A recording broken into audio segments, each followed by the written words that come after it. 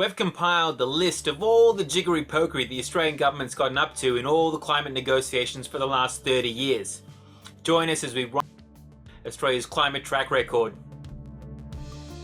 Welcome back to Good Cop, Bad Cop, your explainer to all things climate diplomacy. So far, we've gone through why COPs matter, why COP26 this November matters more than most, and how Australia has come to be a climate laggard based on its climate policies. And in this episode, we're going to explain what the history is to Australia's climate position. Basically, how it is that Australia's gotten away with climate murder on the international stage, and what other countries have done to respond. Australia has been called out internationally repeatedly this year, and our trading partners and our allies have all increased pressure on Australia and increased their ambition. But so far, it's made a little difference to Australia's climate policy. Why is that the case? The UN Framework Convention on Climate Change favours countries that produce fossil fuels by focusing instead on the users of fossil fuels. Australia is one of the largest exporters of fossil fuels in the world, but the UNFCCC's fixation is on those who burn them, not those who produce them. The Paris Agreement and the predecessor, the Kyoto Agreement, don't even mention coal or fossil or natural gas or even fossil fuels. So it's been the case since the early 1990s, and it's one that Australia has staunchly defended, that we should only focus on users and not suppliers.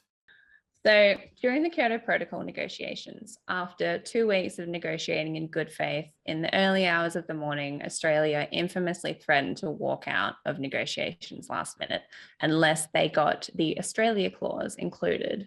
And this allowed them to drastically inflate their 1990 greenhouse gas emissions baseline to include a broad definition of land use emissions.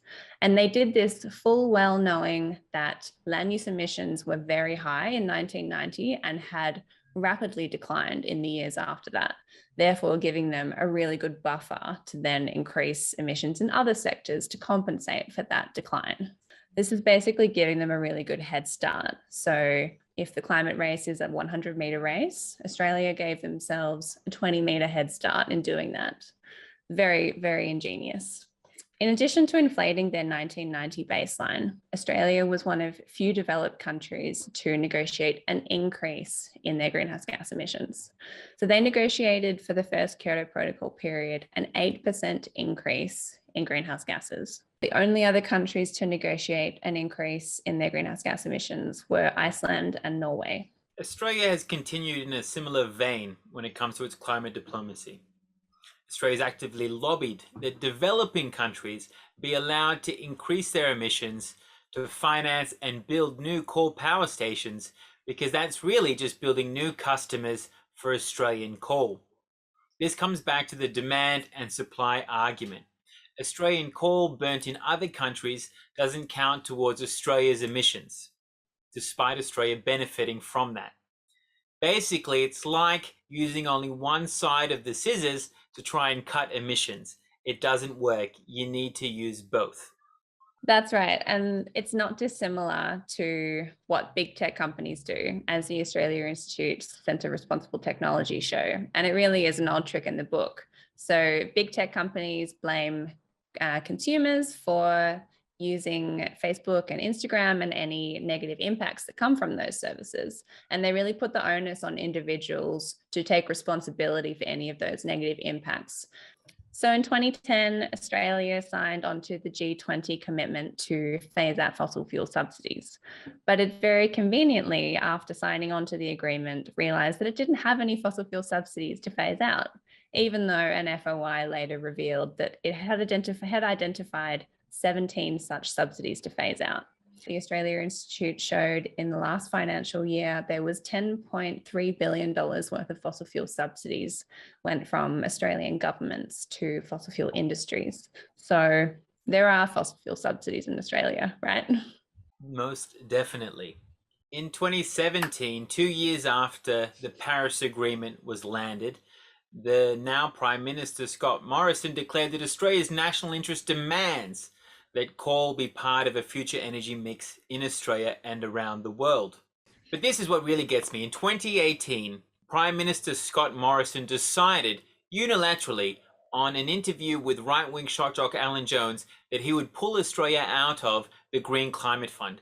That's the United Nations fund to support developing countries and climate action, either mitigating, reducing emissions, or adapting to those unavoidable consequences. Australia had up until then been one of the most active members. It had been the longest running co-chair. It had an Australian executive director to this fund. The fund had done a lot more for the Pacific than Australia had. And yet, because he was pushed on an interview, the Prime Minister decided he would pull Australia out and ruin all the goodwill and all the diplomacy and all the impact that came with it. And in the last month, the new Samoan Prime Minister asked that Australia rejoin the Green Climate Fund, recognizing how important climate finance was to landing any deal on climate change. So all these actions are pretty disgraceful, but Australia has endless smoke and mirrors climate diplomacy tricks up its sleeve to distract from all this, including being very verbally committed to meeting our week 2030 target, wanting to be part of the High Ambition Coalition negotiating group at the UN conferences, despite being rejected because it doesn't have any high ambition. And again, wanting to be invited to speak at the UK's Global Ambition Summit, but being rejected because, again, it had no ambition.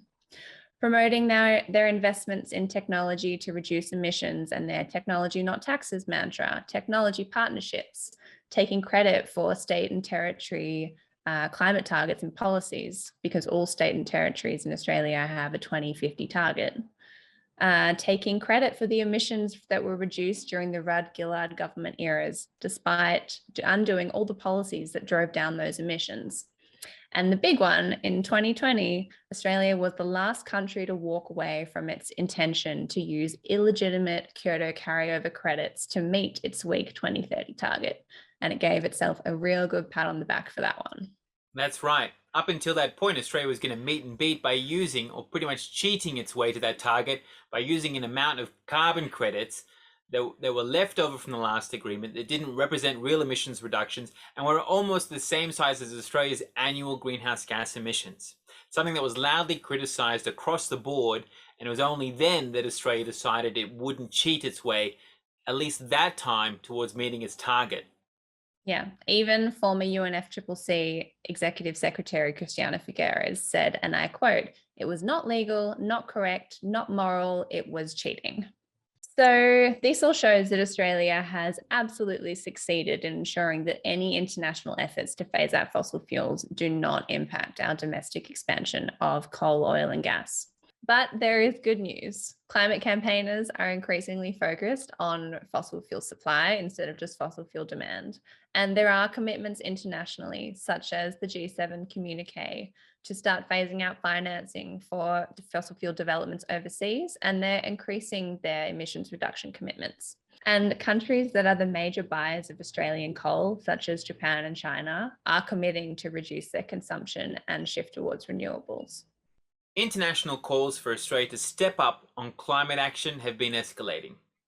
Just this year, Australia's been called out by the UN Secretary General's climate envoy, Selwyn Hart, the former UN Secretary General, Ban Ki-moon, the US climate envoy, John Kerry, and his deputy, Jonathan Pershing, as well as senior Biden officials, senior UK officials, senior EU officials, and numerous members of the diplomatic corps here in Canberra.